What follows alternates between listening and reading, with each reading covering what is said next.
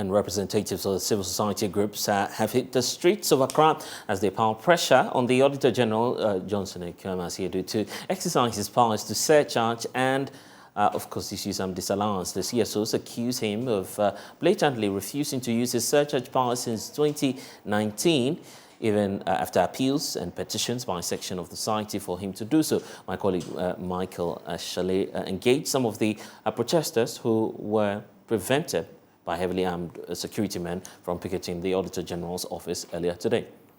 It's Monday, September 5, 2022, and they are hoping to converge here and then march all the way to the Auditor General's office, where they are hoping to demand that he does his job, simply put, that he exercises constitutionally mandated rights and also mandate to issue surcharge, especially given how much the country is losing with some of the infractions listed in the Auditor General's report. But this is the drama that is happening here. Most of them have been barred from entering or getting access to the children's park. This is where, again, they are supposed to converge before they move and picket at the Auditor General's office. But that is not the case here.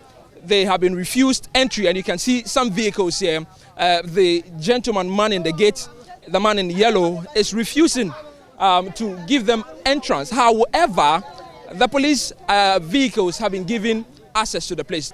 So vehicles like this will be allowed, but if you come branded red, which is what is the attire for today, come branded in a red attire, you will definitely be refused entry here. So this is the case. Not everybody is going to be. You can see from here as well that a lot of people have now come waiting to converge here, but they've been denied access into the place. We came this morning to, this is our converging points. This is where we are all converging so that we'll start the march.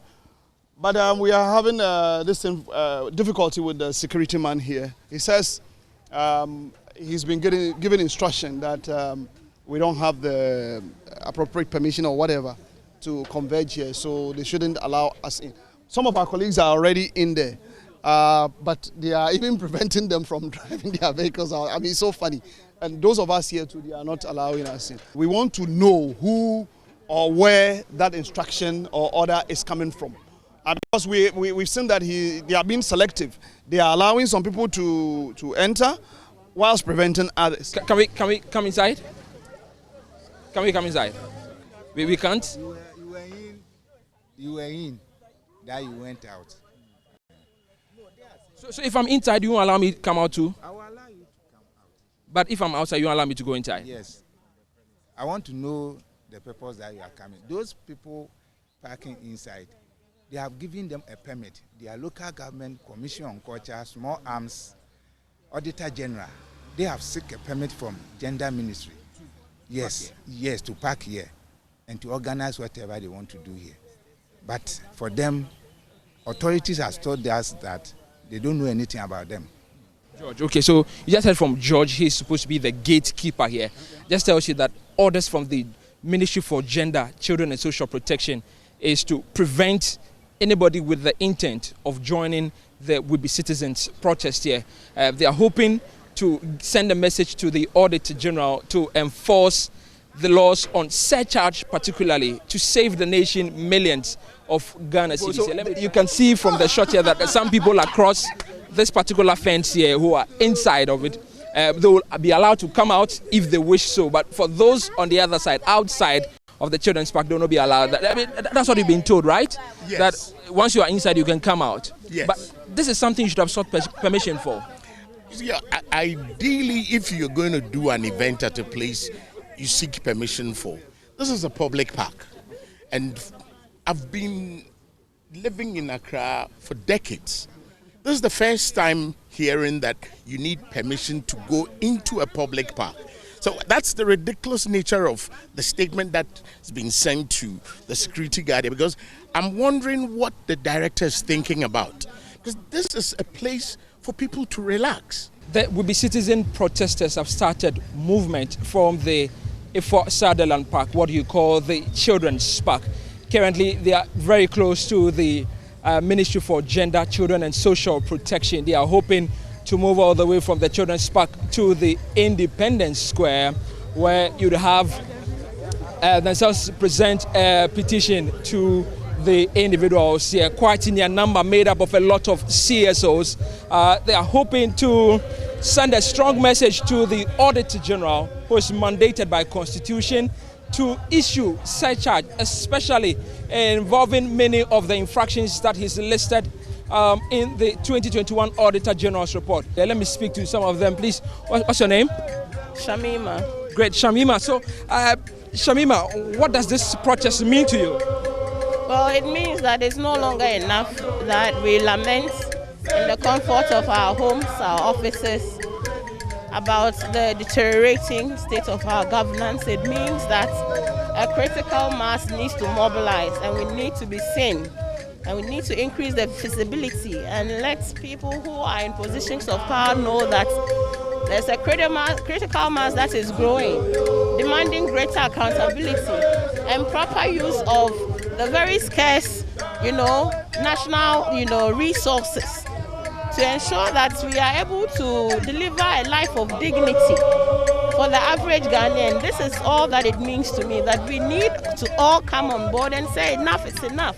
Chris Atadika is former GRASAC president at the University of Ghana. Chris, why are you part of this particular protest?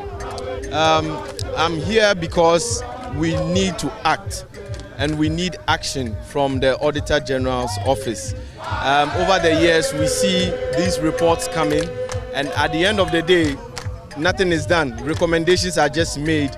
People are not held accountable, and then all we see is that it becomes something that is just in the news for some days, and then that's it. What we are here to seek is to call on the government, to call on the Auditor General's office to act on the recommendations, not just give out the report and that's it. Yeah, so that's. Thank you very much, Chris. So let's meet some more people. There's Adam Senano.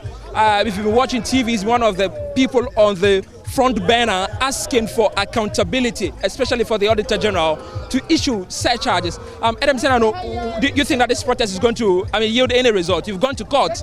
A court is ruled in the favor of issue a surcharge, but does it seem that the Auditor General has done that? You think that this protest will yield any different result? Yes, we do. Actually, the Auditor General reached out to us last week. They indicate that, look, they've done substantive work to start the process. I think that he himself needs this so that any influences that are trying to restrict him from proceeding quickly to retrieve the money, he can have the confidence that the citizens of this country will support him. So we are believing it will, because really there's no sense in going to the IMF when in 1 year what the irregularities amount to is more than what we are going to the IMF for. So what's the logic? 17 billion in 2021, and you're going to the IMF for about 16 billion.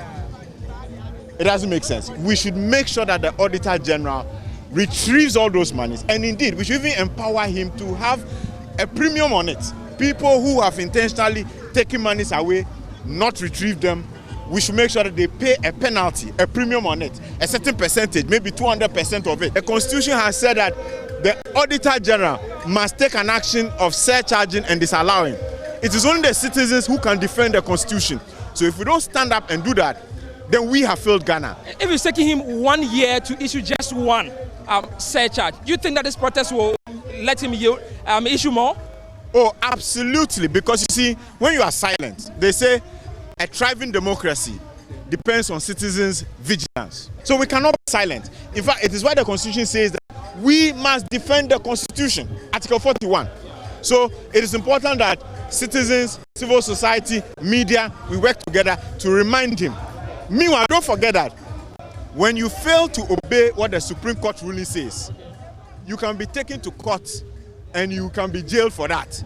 So again, he's moving us to a point where we will be forced to go back to court to cite him of contempt of the Supreme Court, which then will lead to sanctions on him. So it's not just we are giving him a red flag. This is a red flag. Wonderful. Thank you very much, Adam Senano. So Adam Senano is one of the people on the four banner demanding that the Auditor General does exactly what he has to do per the Constitution. Kofi Asare, he's with the Africa Education Watch, a coalition fighting within the space of education. I'll speak to him shortly. Mr. Asare, if you could join me pretty shortly. So, Mr. Zari here has been talking a lot about infractions within the educational space here. Mr. Zari, if you look at the report, within the education space, how much are we talking about that has been, cited for mismanagement?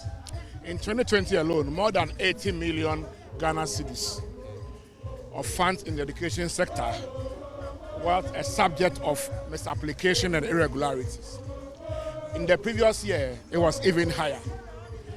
The point is that we can't continue pouring water in a leaking basket if we really aim to provide quality basic education and secondary education for every Ghanaian child. We need to first guard the little resources we have and ensure that they are judiciously utilized, equitably deployed. Now, here is the case where persons who are responsible, cited in successive Auditor General's reports for being responsible for the misapplication of education money, are not held responsible. So why is the Auditor General developing the reports? Why is he producing the reports? Hold the persons responsible for the financial irregularities to account. And those that must refund to the state, let them refund to the state. If I know that if I misapply government funds, whether I'm a school manager, I'm an education director, any organization or public office I find myself in, if I know that if I misapply government funds in the district I find myself in, I may be asked to refund the money, I will think twice when managing the taxpayers' money. It's the taxpayers' money we are talking about, and that is why we are passionate. Otherwise, these funds, shortly, if they are recovered, what would it mean for the educational space? If the 18 billion Ghana cedis and over that went into financial irregularities, okay, if that fund was available today, it will be able to build at least 160 primary schools. Let me tell you one thing. There are 5,000 schools today taking place under trees in Ghana. And there are 4,000 primary schools that do not have a junior high school. Mr. Lawrence Ayagiba, Deputy Auditor General, in charge of performance and special audits at the Audit Service. Mr. Ayagiba is here this afternoon on behalf of the Auditor General and the management of Ghana Audit Service to receive the petition from the citizens of Ghana. So we'll hear Mr. Ayagiba. Thank you very much for your petition. I acknowledge receipt of this petition on behalf of the Auditor General and the Audit Service. You know, I want to thank you for coming and the peaceful manner in which you have exhibited this demonstration. We want to assure you that we as Ghana Audit Service acknowledge and in fact agree to all what you are doing. We have a common goal that we need to fight to make sure that every city is accounted for. Exactly. That is why we have actually exposed and publicized our reports. We have agreed with management for another meeting somewhere on Friday where we will sit down and agree on the way forward. So on behalf of the Auditor General and on behalf of every Ghanaian, I want to thank you for drawing our attention to this and to assure you that all the concerns that you have raised will be addressed. The coalition tells Joy News that they've managed to secure a meeting between themselves as CSOs and the Office of the Attorney General where they'll be discussing the way forward. For Joy News, Michael Ashale. Okay, then let's get more on this. Mensa Thompson is the Executive Director for the Alliance for Social Equity and Public Accountability, joining us now. Mensa, thank you for your time. But, of course, there's some assurance coming through from the Auditor General's office. Gives us a sense that something may be done in the coming days, right? You have hopes?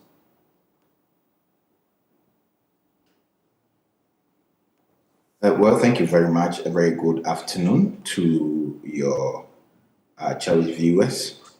I want to say on record that we, as the Alliance for Social Equity and Public Accountability, is not associated with the protest at the Auditor General Department today, because we believe that that protest was misplaced.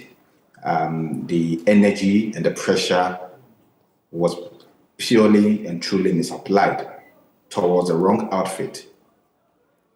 If those who are protesting, the CSOs who are protesting, truly want things to be done, truly want some drastic action to be taken in respect of the Auditor General's report, they know that the best place to seek that and the best place to protest is at the Attorney General's department, who has been given the powers of state to initiate criminal prosecution against anybody who has engaged in any financial misappropriation. Minister, it's not as though, the Auditor General is helpless in this case. We've seen the likes of Daniel Yadomelevu. He's gone ahead to issue some surcharge, and the notable one amongst them against the senior minister of the Republic. It tells you the extent of power one who occupies the office of the Auditor General has.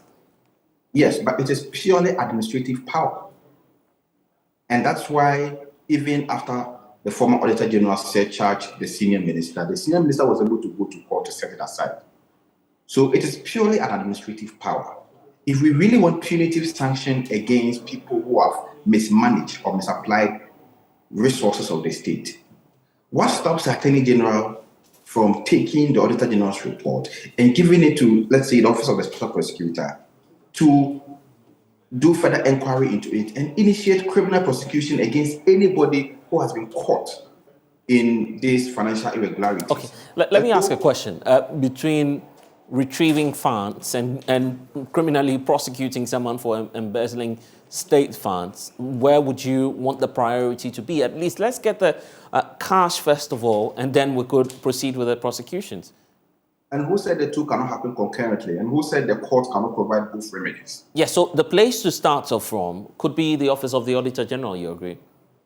No, you see, the Auditor General's job is purely to audit and find out what the irregularities are and make recommendations.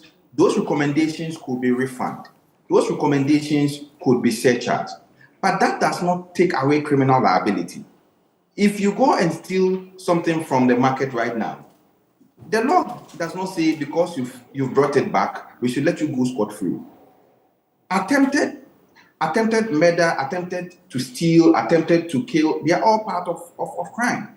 And so the point I'm making is that if we have pressure to mount on any institution, we should go straight for the kill. I mean, what the CSOs are doing,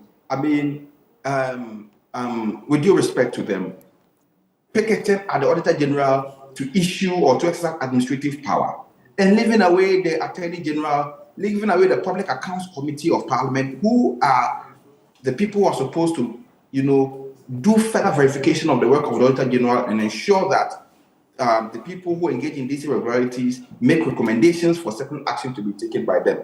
And if you ask me, as a public accountability expert, I think that financial irregularities from the Auditor General's report have moved from 2.5 billion in 2017 to about 12.5 billion in 2020 and 17.4 billion in 2021. That's where we are now. Of the inaction of the Attorney General and the redundancy of the Public Accounts Committee of Parliament.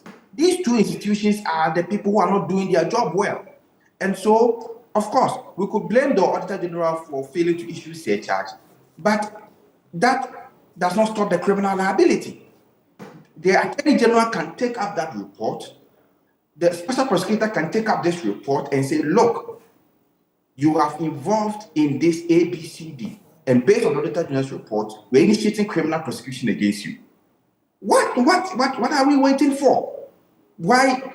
I mean, does it have to take the Auditor General to surcharge people before we can initiate criminal action against them? Anyway, I recall when the Auditor General, for the previous one, Yadomelevu, of course, went after the senior minister. You were part of the civil society organizations lauding Daniel Yadomelevu for taking such a bold initiative. We've not seen anything close to that. And in fact, looking at how much was saved by the previous Auditor General, it earned him some awards, including the Ghana Integrity Initiative's Public Citizen of the Year at the time.